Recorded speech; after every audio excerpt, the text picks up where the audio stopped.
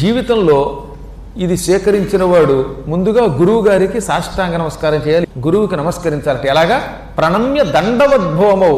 దండవత్ అంటే కర్ర పడిపోయినట్టు పడిపోవడం, దానికే దండ ప్రణామం అని పేరు. ఒక కర్ర అలా పారేస్తే పడి ఉంటుంది చూసారా, అలాగా నేల మీద పడిపోతే దానికి దండ ప్రణామము అని పేరు. సాష్టాంగ దండ ప్రణామం 8 అవయవములతో కర్ర పడ్డట్టు పడితే దానికి సాష్టాంగ దండ ప్రణామం. వక్షస్థలం ఉరస, శిరస, దృష్ట్యా, మనస, వచస తథా పద్భ్యాం, కరాభ్యాం, కర్ణాభ్యాం ప్రణామ అష్టాంగ ఉచ్యతే.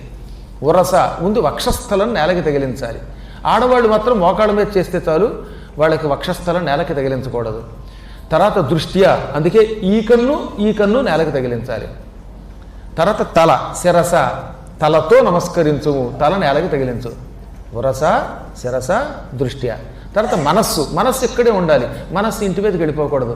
అప్పుడే సోమవారం ఇవాళ ఇంటి దగ్గర ఉప్పుడు పిండి చేయించుకున్నాం, 8:20 అయింది, దిక్కుమాలాడు వదలట్లేదు అని మనస్సు ఇంటికి వెళ్ళిపోయిందా, అప్పుడు ఈ దండం పెట్టిన ఉపయోగం లేదు. కాబట్టి ఏమిటనమాట, మనస్సు కూడా ఇక్కడే ఉండాలి. వచస, వాక్కుతో కూడా నమస్కారం గురువుగారు అని నోటితో గురువుగారు తలుచుకుంటూ ఉండాలన్నమాట. అదనమాట వాక్కుతోటి అని అర్థం. పద్భ్యాం, పత్ అంటే పాదం, పద్భ్యాం అంటే 2 కాళ్లతోటి, ఈ కాలు అటు ఇటు తిప్పాలి. పత్ అంటే పాదము, పద్భ్యాం 2 కాళ్లతోటి. కరాభ్యాం 2 చేతులతోటి, కర్ణాభ్యాం ఈ 2 చెవులతోటి. ప్రణామ నమస్కారము. దీనికి అష్ట అంగ 8 అవయవములు. సా అంటే విత్ అని అర్థం. సంస్కృతంలో సా అంటే తో, విత్. స అష్టాంగ, సాష్టాంగ విత్ 8 అంగాస్ అనమాట, 8 పార్ట్స్ ఆఫ్ బాడీ అని అర్థం. వీటితోటి నమస్కారం చేస్తే సాష్టాంగం అని పేరు.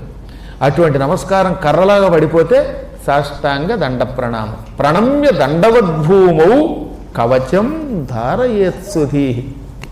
ఎప్పుడు గురువు దగ్గర అలాగా సాష్టాంగ నమస్కారం చేసి అప్పుడు ఈ మంత్రం కవచం ధారణ చేస్తే వాడు మహత్తర శక్తి పొందుతాడు.